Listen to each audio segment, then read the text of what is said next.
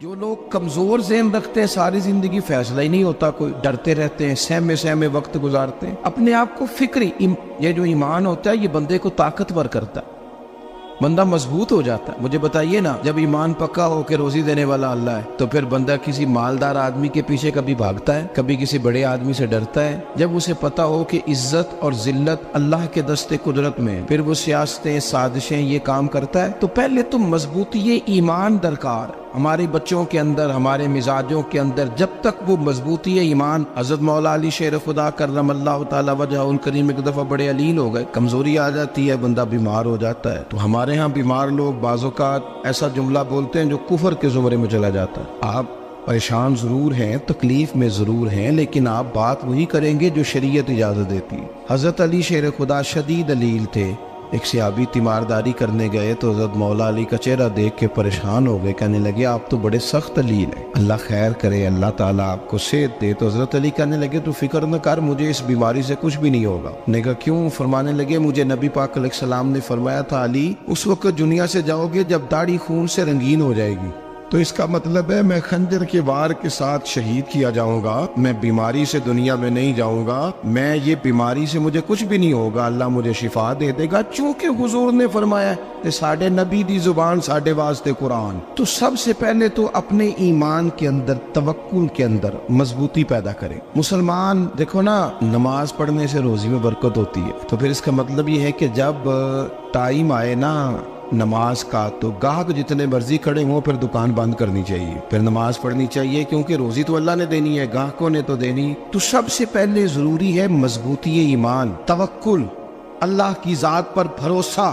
آپ کبھی میدان کربلا کا پورا نقشہ اپنے سامنے رکھیں نا، دو چیزیں ہیں، امام حسین کو نظر آ رہا ہے اب شہادت ہو جائے گی، اتنی بڑی فوج آئی ہے، خدا کی حکمت کے تقاضے سمجھ میں آ رہے ہیں، حالات کیا ہوں گے سمجھ آ رہی، پر ایک لمحے کے لیے بھی ان کا توکل کمزور نہیں ہوا۔ اپنے رب پر جو مضبوط بھروسہ ہے، سیدہ طیبہ طاہرہ حضرت فاطمہ الزہرا رضی اللہ تعالیٰ عنہا اونٹ کے بالوں کی بنی ہوئی چادر اوڑھ کر چکی پیس رہی تھی۔ یہاں بیویاں بڑا روتی ہیں، غریبی بڑی ہے، بڑی غریب بھی ہے، حالانکہ اب کون بندہ پیبند والے کپڑے پہنتا ہے جی؟ اب تو بڑی مشکل سے وہ لوگ ملتے ہیں جو جوتا ٹوٹ جائے تو گانٹھ کے پہنے، ورنہ تو نئے جوتے آ جاتے ہیں۔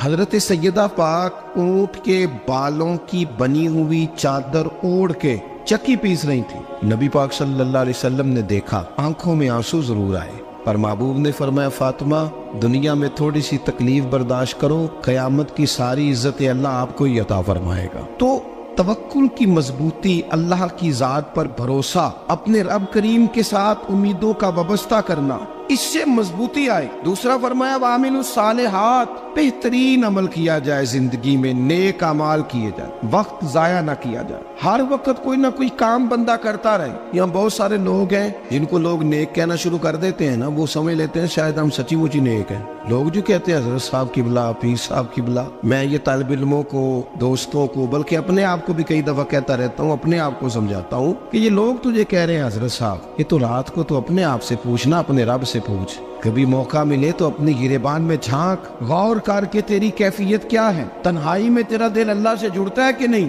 عبادت میں دل لگتا ہے کہ نہیں، خدا کا خوف دل میں رہتا ہے کہ نہیں، غریب کی محبت، عزیزوں قربت والوں کا احساس طبیعت میں موجود رہتا ہے کہ نہیں۔ ویسے تو میرا مطلب ہے، لوگ کہہ دیتے حاجی صاحب آپ بڑے سخی ہیں، تو اس سے تو نہیں نا بندے نے سخی ہونا، سخی تو تب ہونا ہے جب اللہ کی بارگاہ میں مقبول ہوگا۔ اعمال صالحہ، نیک کام، اور وہ کرتا رہے بندہ، کوئی بھی کام اسے نیکی کا مل جائے نا۔ دیکھنا اپنا معیار ہر انسان نے بنایا ہوتا ہے کامیابی کا۔ کچھ لوگوں کا خیال یہ ہوتا ہے کہ بچے میرے پڑھ گئے، اپنی اپنی جگہ پہ سیٹ ہو گئے، میں اب بڑے سکون میں ہوں۔ کچھ کی رائے یہ ہوتی ہے کہ میں نے سب بچے بچیوں کا بیاہ کر دیا ہے، گھر میرا بن گیا ہے، اب میں بڑے آرام میں ہوں، قرار میں ہوں، سکون میں ہوں۔ تو اپنی اپنی رائے ہوتی ہے، لیکن حقیقت وہ ہے، اصل وہ ہے جسے اللہ کے قرآن نے بیان کیا۔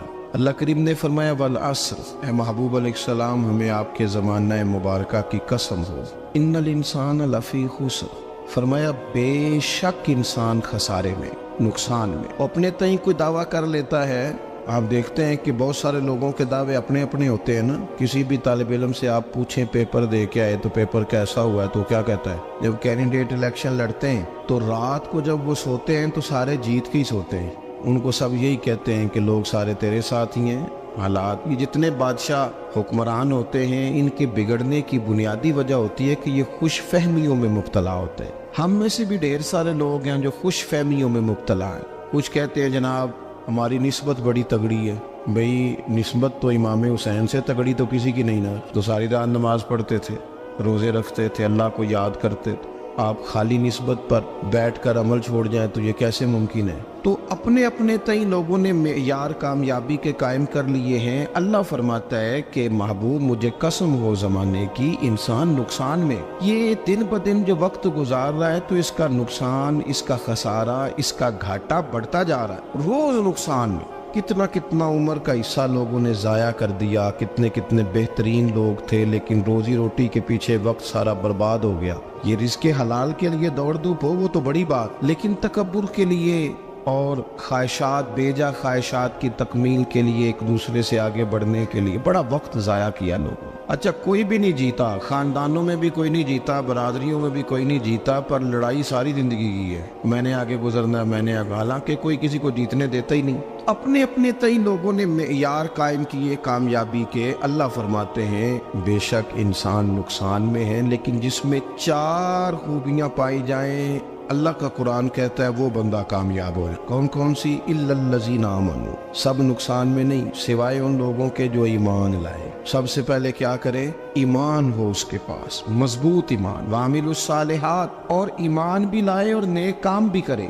اور صرف نیک کام نہ کرے، وَتَوَاصَوْا بِالْحَقِّ، لوگوں کو حق بات کی نصیحت بھی کرے. اور ظاہر ہے سچ بولے گا، حق بولے گا تو بڑے لوگوں کے مفادات کو ٹھیس پہنچے گی، کچھ لوگوں کو تکلیف بھی ہوگی. تو اب جب تکلیف ہوگی تو پھر مصیبت بھی آئے گی. تو اگر حق بات کہنی ہے تو پھر کیا کرے؟ وَتَوَاصَوْا بِالصَّبْرِ، پر ایک دوسرے کو صبر کی بھی وصیت کرے. 4 چیزیں پائی جائیں، ایمان، اعمال صالحہ، حق کی نصیحت، اس رستے میں آنے والی تکلیف پر صبر. اگر یہ 4 چیزیں میسر آتی ہیں تو اللہ کا قرآن کہتا ہے بندہ کامیاب ہے. اور اگر یہ 4 چیزیں نہیں تو پھر کوئی بندہ جتنا مرضی دعویٰ کرے، جتنا مرضی شور کرے، جتنا مرضی اعلان کرے، وہ کامیاب ہو سکتا. سب سے پہلے تو اپنا ایمان پکا کرے. یہ جو کچی پکی باتیں کرتے ہیں نا لوگ، مسلمان جو ہوتا ہے نا، مسلمان وہ لاوارث نہیں ہوتا، وہ وارث والا ہوتا ہے. اس کا رب ہر وقت اپنی رحمت سے اس کی حفاظت کرتا ہے. مسلمان ہر وقت نبی پاک علیہ السلام کی نگاہ کرم میں رہتا ہے. اسے کمزور باتیں نہیں کرنی چاہیے کہ میرے کو پیچھے چڑھ گیا تو پتہ نہیں کیا ہو جائے گا، برادری مخالف ہو گئی تو پتہ نہیں کیا ہو جائے گا، سچ بول دوں گا تو لوگ پتہ نہیں مجھے مار دیں گے. ایسا ہو نہیں سکتا. چھری حضرت ابراہیم چلائے بھی نا تو حضرت اسماعیل کے حلق پہ چلنا اس نے تب بھی ہے جب اللہ حکم کرے گا. تو اللہ کی حکمت ہوگی، حکمت الہی ہوتی ہے تو کوئی کام ہوتا ہے، ورنہ ہوتا. تو اپنی طبیعت میں مضبوط ایمان، توکل، اللہ پہ بھروسہ، مضبوطی افکار کی، کچی باتیں نہیں. دیکھو نبی پاک صلی اللہ تعالی علیہ وسلم نے فرمایا نیکی کو کبھی حقیر نہیں سمجھنا، کبھی حقارت سے نہیں نیکی کرنی کہ یہ بڑی چھوٹی ہے تو میں اس کو کروں گا. فرمایا کبھی حقیر نہ سمجھنا، نیکی کا کام جو بھی ملے کر دینا. فرمایا اگر بھائی سے مسکرا کے ملو گے بنا تو اس پر بھی اللہ تمہیں صدقے کا ثواب عطا کرے گا. ہم تو اس دین سے کے ماننے والے ہیں جو کہتے ہیں تو گلی سے روڑا اٹھا دے، کانٹا اٹھا دے، کسی کی تکلیف دور کر دے، کسی اس پر گنجائش کر دے، کسی کے لیے آسانی کر دے. جو بھی خیر کا کام میسر آئے پورے دن میں اسے چھوڑے نہیں. صبح گھر سے نکلے، وہ ایک صحابی تھے، غالباً تابعی تھے، تو بازار جاتے اپنے غلام کے ساتھ تو سارا بازار گھوم کے واپس آ گئے. خادم نے کہا جناب کو نہ کوئی خریدا نہ کچھ بیچا. تو آپ سارا بازار گھوم کے آ گئے. فرمانے لگے تیرا کیا خیال ہے؟ میں نے کچھ بھی نہیں کیا. کہا جناب پھر کیا کیا ہے؟ فرمانے لگے تم نے دیکھا جو بندہ بھی گزرا میں نے اس کو کہا السلام علیکم، تو کتنی کو نیکیاں میں جمع کر کے آ گیا ہوں. کوئی خیر جو میسر آئے. ہم سمجھتے ہیں کہ شاید کوئی کروڑ کو روپیہ ہوگا تو پوری مسجد بناؤں گا تو پھر میں نے نیکی کر دی ہے. شاید جناب میں، حالانکہ یہ چھوٹے چھوٹے کام ہے نا، چھوٹے چھوٹے کام، ان کی تو زیادہ ضرورت ہوتی ہے، ان کی تو زیادہ حاجت ہوتی ہے. کوئی آپ رستے میں گزر رہے ہیں تو نیچے کوئی کھڈا بنا ہوا ہے تو اس پر ہم کیا کرتے ہیں؟ گاڑی میں بیٹھ کے تبصرہ کرتے ہیں اے روڈ کھورے کدوں بننا ہے. بھئی ایک کھڈا ہے نا تو آپ نیچے اترے نا تو آپ دھابڑا لیں نا. کئی پکڑے نا، یہ تو 5 منٹ کا کام ہے، یہاں آسانی کر دے نا آپ، اس میں گنجائش کر دیں۔ حضور سید عالم علیہ السلام نے فرمایا، امام راضی نے حدیث لکھی ہے، قیامت کے دن ایک بندے کو اللہ معاف کرے گا تو مالک وہ بندہ عرض کرے گا، یا اللہ میں تو بڑا گنہگار ہوں، کس وجہ سے معافی ہوئی؟ فرمایا رات کے وقت تو گزر رہا تھا، تیرے پیر سے روڑا ٹکرایا تھا، تو نے اٹھایا ادھر ادھر دیکھ کے کہ کوئی اللہ کے کسی بندے کو تکلیف نہ ہو جائے، کہ مالک وہ تو میں نے زمانہ بیت گیا، کوئی اتنی بڑی بات بھی نہیں سمجھی۔ تو رب کریم نے فرمایا تو رات کے اندھیروں میں بھی میرے بندوں کا خیال رکھتا تھا، تو میں تیرا خیال نہ کروں؟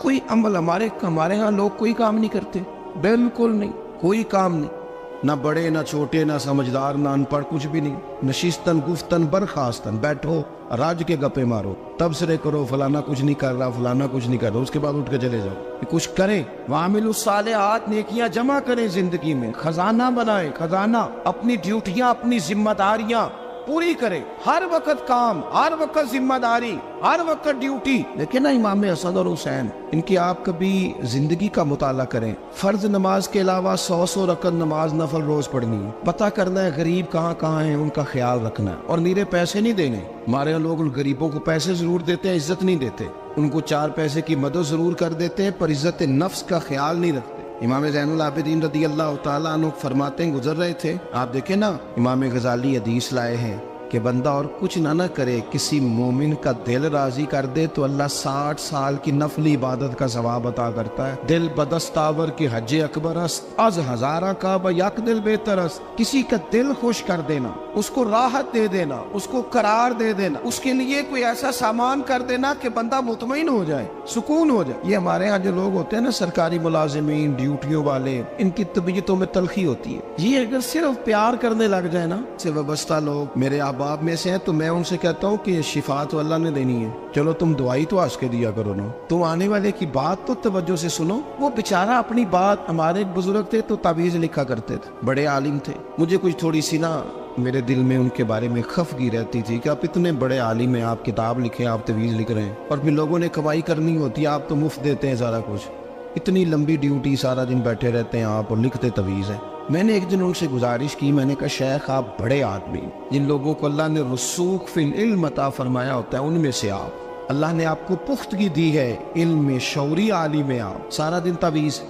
فرمانے لگے یار میں تعویذ نہیں لکھتا، اصل مسئلہ یہ ہے کہ جو تعویذ لینے آتا ہے وہ اپنا سارا دکھ سناتا ہے، تو میں تعویذ نہیں لکھتا، میں نہ بس لوگوں کے کلیجے ٹھنڈے کرتا ہوں، میں کسی کا، اب تو بچوں کے پاس ٹائم ہی نہیں، وہ تو ابا کا دکھ نہیں سنتے، تو بیٹھتے ہی نہیں۔ اماں کہہ رہی ہوتی ہے کہ پتر کو 10 منٹ میرے پاس بھی بیٹھا کر، لیکن پتر مصروف بڑا، ویڈیو چڑھانی ہے اس نے۔ ہم الجھ گئے، یہ چیزیں انسان کو نفسیاتی طور پر کمزور کر دیتی ہیں، جو لوگ زیادہ یہ کام کرتے ہیں ان کے حافظے کمزور ہو جاتے ہیں، وہ الجھ جاتے ہیں، انہیں پتہ نہیں ہوتا رات میں نے کیا کہا تھا، صبح میں کیا کہہ رہا۔ ہر وقت نہیں، ضرورت کے وقت، ہر ٹائم نہیں، مخصوص اوقات میں۔ حضرت امام زین العابدین رضی اللہ تعالیٰ عنہ فرمانے لگے، ہم گزر رہے تھے، امام حسین ساتھ تھے، تو رستے میں نہ کچھ غربا، غریب لوگ بیٹھ کے کھانا کھا رہے تھے، کہتے ہماری ان پر نظر پڑی، تو انہوں نے حضرت امام حسین رضی اللہ تعالیٰ عنہ سے کہا حضور آئیے تشریف لائیے کھانا کھائیے۔ وہ ضروری نہیں ہوتا آپ کو سب کا کھانا پسند ہی آئے، ٹیسٹ اپنے اپنے ہوتے ہیں، یہ ضروری تو نہیں۔ کھانا پسند نہ بھی آئے تو دل تو پھر بھی راضی رکھنا چاہیے، قربان جائیں۔ نبی پاک نے کس طرح ہماری تربیت کی۔ حضرت عائشہ صدیقہ رضی اللہ تعالیٰ عنہ فرماتی ہیں، کریم محبوب کا میں نے یہ طریقہ دیکھا کہ اگر کھانا ناپسند ہوتا تو چھوڑ دیتے، پر کبھی اس میں سے نقص نہ نکالتے، عیب جوئی نہ کر۔ گرمی کے موسم میں کھڑی ہے بیچاری خاتون، اور کتنی مشقت سے اس نے کھانا بنایا، اور کتنی گرمی سہی ہے چولہے کے سامنے، لیکن صاحب کو کھانا رکھا ہے تو وہ کہتے ہیں یہ تو کی پکایا ہے، وہ کھانے والی چیز ہے بھئی، اس طرح کرنا، اب جو اگلی ہنڈی ہے وہ تو پکا، نہ تو کھڑا ہو۔ یہ پتہ چلی یہ کام کتنی مشقت کا ہے۔ زندگی میں کچھ تھوڑا سا دوسروں کا خیال رکھنا، یہ بھی تو دین کا حصہ ہے۔ آپ اپنی زندگی میں ہمیشہ اپنے لیے سوچیں، کسی اور کا سوچیں ہی نہ۔ تو میرے عزیز یاد رکھیں گے آپ، امام زین العابدین کہتے ہیں نبی پاک صلی اللہ تعالیٰ علیہ وآلہ وسلم نے نا حضرت امام علی مقام کی، امام حسن اور حسین کی اس طرح سے کچھ تربیت فرمائی تھی کہ غریب پروری ان کے اندر رچ بس گئی۔ مزاج بن گیا. وہ غربا بیٹھے تھے دسترخوان بچھائے سڑک کے کنارے, تو امام حسین گزرے تو انہوں نے آواز دی. امام صاحب لوگ کہنے لگے حضور تھوڑی روٹی نہیں کھا لیتے ہمارے ساتھ. تو امام صاحب آ گئے, نیچے بیٹھ گئے غریبوں کے ساتھ. کوئی جرت کرے نا, چلو امیروں نے تو غریبوں کے ساتھ بیٹھنے کی جرت نہیں کرنی, کوئی پیر ہی بیٹھ جائے غریبوں کے ساتھ, وہی مہربانی کر دے کہ میں پیر صاحب ہوں قبلہ ہوں تو میں ہی چلو لنگر کھا لوں مریدوں کے ساتھ بیٹھ کے. ہماری تو محفلوں میں بھی نا جی نعت خانوں کا, مولویوں کا, دوسروں کا کھانا اور ہوتا ہے, اور غریب آدمی کو شاپر میں چاول ڈال کے دیتے ہیں اور ساتھ اسے کہتے ہیں یہ لنگر شریف ہے. بھئی اگر یہ شریف ہے تبرک ہے تو اے پیر صاحب نو نہیں سی لنگدا, اڑتا ہے گلے میں لنگر ان کو. یہ لنگر شریف جو ہے یہ نعت خان کو بھی تو گزرنا تبرک ہے کہ نہیں؟ ہاں نہ تو کرو نا, تو جیڑی زیادہ تبرک والی شے ہے وہ پیراں نو بھی تو کھانی چاہیے نا. نعت خان کو اس کے لیے علیحدہ سے مرغ مسلم اعلیٰ کھانے. میں اکثر دوستوں سے کہتا ہوں چلو میلاد شریف پہ ہی صحیح سب کے لیے اچھا کھانا پکاؤ. چلو جس غریبوں کے بچوں کو بیچاروں کو سارا سال وہ بوٹیوں کے لیے لڑتے ہیں, تم میلاد پہ اچھی روٹی پکا دو, تو بچہ جب کھائے گا نا بہت ساریاں بوٹیاں اور چاول, اور اپنے ابا سے پوچھے گا کہ ابا جی آج کی گل ہے, تو ہو سکتا ہے غریب باپ روئی پڑے اور اسے کہے پتر تو آج راج راج کے کھاج ساڈے نبی پاک دا میلاد شریف. تو امام حسین رضی اللہ تعالیٰ عنہ نا آ کے غریبوں کے بیچ بیٹھ گئے زمین پہ. انہوں نے کہا کھائیے, تو وہ جس طرح وہ کھا رہے تھے نا سادے برتنوں میں سادے, امام حسین کھانا کھانے لگ گئے. میں نے کہا خیر کا کام کوئی بھی ملے اسے ضائع, چلو اور کچھ نہیں کر سکتے تھے کسی کو سڑک ہی پار کرا دے نابینا کو, چلو اور کچھ نہیں کر سکتے تو آپ کو پتہ ہے کہ سامنے والا بوجھ لے کے گزر رہا ہے, آپ تھوڑا سا ہٹ جائیں روڈ سے, اسے گزر لینے دیں. کوئی تو کام زندگی میں کوئی ارادہ تو خیر کا بندہ کرے. امام حسین بیٹھ گئے, ان کے ساتھ روٹی کھائی. تھوڑی دیر کے بعد اجازت لی, فرمایا جاؤں؟ کہنے لگے حضور اور کھائیے. فرمانے لگے میں تو ابھی روٹی کھا کے آیا تھا اور آج تک ایسا نہیں ہوا کہ دوبارہ کھانا کھاؤں, ایک لقمے کی بھوک نہیں تھی. جتنا بھی کھایا ہے نا یہ تمہارا دل خوش کرنے کے لیے کھایا ہے. غرباء مساکین کی وعامل الصالحات, ایماندار بندہ ایمانداروں جیسے کام کرتا ہی اچھا لگتا ہے. 25 حج کیا امام حسن اور حسین نے مدینے سے مکے پیدل جا کے. میں کہتا ہوں چلو ہم باجماعت نماز ہی پڑھ لیا کریں. چلیں حضور صلی اللہ علیہ وسلم نے فرمایا فجر کی نماز پڑھ کے بیٹھ جاؤ, اشراق چاشت تک اللہ کا ذکر کرو, 2 نفل اشراق کے 2 چاشت کے پڑھ لو, اللہ 2 حج اور 2 عمرے کا ثواب عطا کر دے گا. مشکل کام تو نہیں. اہل بیت نے ہمیں سبق یہ پڑھایا ہے, حضور کے اصحاب نے ہمیں سبق یہ پڑھایا. تیسری بات فرمایا وَتَوَاصَوْا بِالْحَقِّ, صرف یہ نہیں کہ تم نماز پڑھ کے تو بیٹھ جاؤ, تم نے نا بے نمازی کو نماز کی دعوت بھی دینی ہے. مظلوم پر ظلم ہوتا رہے اور کونے میں چپ کر کے بیٹھے نہیں رہنا, بلکہ اگر ہاتھ پکڑا جا سکتا ہے تو ظالم کا ہاتھ پکڑنا ہے. نبی پاک علیہ الصلوۃ والسلام نے فرمایا اپنے بھائی کی مدد کرو چاہے وہ ظالم ہو یا مظلوم ہو, بھائی کی مدد کرو چاہے ظالم ہو یا مظلوم ہو.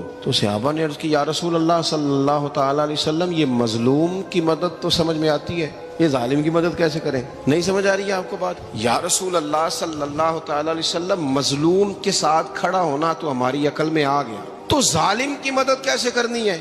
نبی پاک صلی اللہ تعالیٰ علیہ وسلم نے فرمایا ظالم کو ظلم کرنے سے روک دو, تم نے اس کی مدد کر دی, اسے باز کرو. لیکن ہم تو اتنی جرت ہی نہیں رکھتے بدی کو بدی کہنے کی, اتنی طاقت ہی نہیں ہوتی. جھوٹ کو جھوٹ کہنے کی ہمت, ہمارے گھر میں سارا کچھ ہو رہا ہوتا ہے, ہمیں پتہ ہوتا ہے کہ فلاں جگہ پہ ہمارا قبیلہ ہماری برادری غلط ہے, پر اتنی جرت کرتے.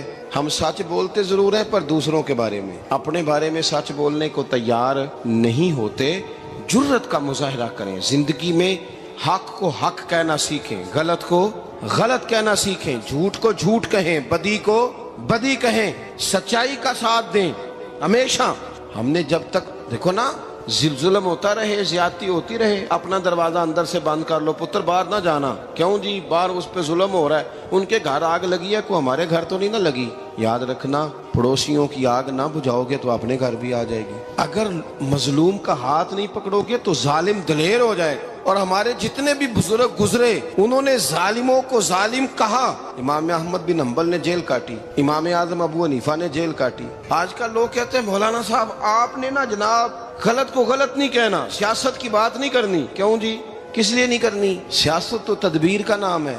بنو اسرائیل میں جتنی بھی تدبیر ہوتی تھی وہ سارے انبیاء کیا کرتے تھے. کیوں نہ بات کریں؟ یہ جن کرسیوں پہ آج تم نے ظالموں جابروں کو بٹھایا, یہ کرسی تو حضرت ابوبکر صدیق جیسے لوگوں کی ہے, یہ تو حضرت عمر جیسے لوگوں کی سیٹ ہے, حضرت عثمان غنی جیسے لوگوں کا کام ہے, مولا علی جیسے لوگوں کا کام ہے. غلط جگہوں پہ غلط لوگ بٹھا دی اور پھر جھوٹے کو جھوٹا بھی نہ کہے، ظالم کو ظالم بھی نہ کہے۔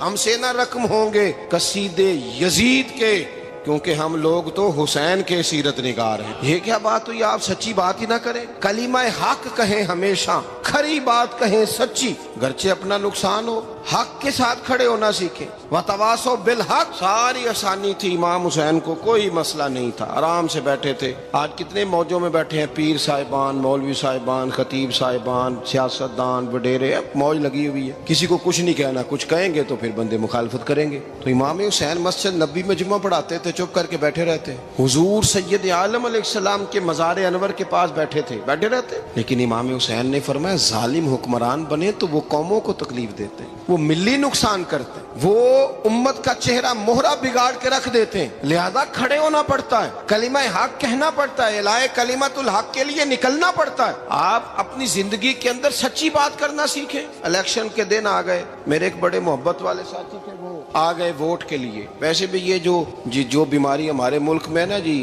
ہمارے ہاں حکمران بعضوں کا کہتے ہیں اوے ہو جی جمہوریت بڑی ضروری ہے۔ وہ بھی کس مصیبت کا نام ہے جمہوریت؟ اقبال تو کہتے ہیں کہ یہ وہ چیز ہے کہ جس میں پتہ ہی کوئی نہیں ہوتا پڑھے لکھے ان پڑھ کا، چھوٹے اور بڑے کا، سیانے اور بیوقوف کا۔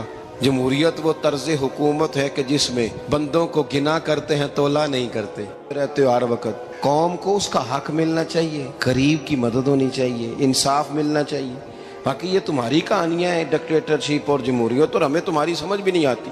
ہر ڈکٹیٹر کے ساتھ ہوتے ہو، باتیں جمہوریت کی کرتے ہو، جہاں تمہارا دل کرتا کھڑے رہتے ہو۔ ہمیں تو کوئی اس سے غرض نہیں، کام ہونا چاہیے، بلکہ جو لوگ قوت نافذہ رکھتے ہیں انہیں سمجھنا چاہیے کہ ملک کی بھاگ دوڑ ہمیشہ مضبوط ہاتھوں میں رہے، اور وہ اس طرح کا نظام وضع کریں، مل بیٹھے سارے ادارے کہ غریب کی سنی جائے۔ وہ مجھے بڑی اچھی طرح یاد ہے جب وہ ایک حکومت ختم ہوئی اور جو ایک فوجی رہ کے گئے تھے 11 سال، ان کی حکومت آئی تو میں باہر نکلا تو ایک بزرگ تھے، وہ صبح صبح ناشتہ بیچا کرتے تھے ہمارے علاقے میں، چاول اور چنے بنے۔ تو میں نے ان سے کہا بزرگوں پتہ لگا جی رات دی حکومت بدل گئی ہے۔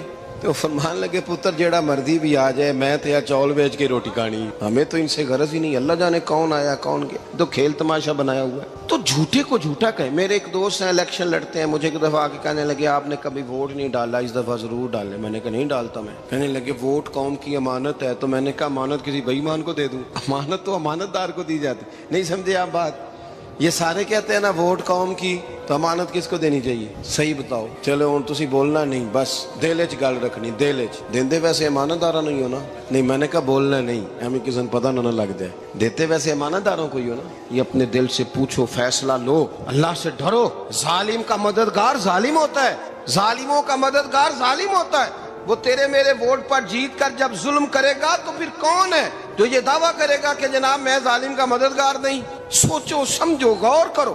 امام حسین رضی اللہ تعالیٰ عنہ نے فرمایا سچ کو سچ کہیں گے، جھوٹ کو جھوٹ کہیں گے۔ یہ نہیں ہو سکتا کہ جناب ظلم ہوتا رہے اور چپ رہے۔ اور یہ سبق کہاں سے پڑھا انہوں نے؟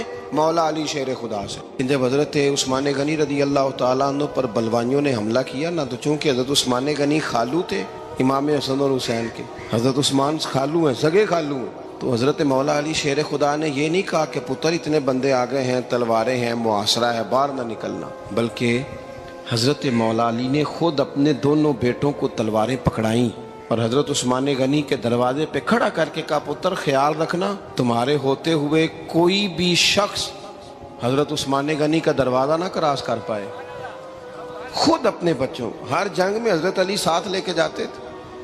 ہم تو بچوں کو دلیری سکھاتے ہی نہیں، بزدل۔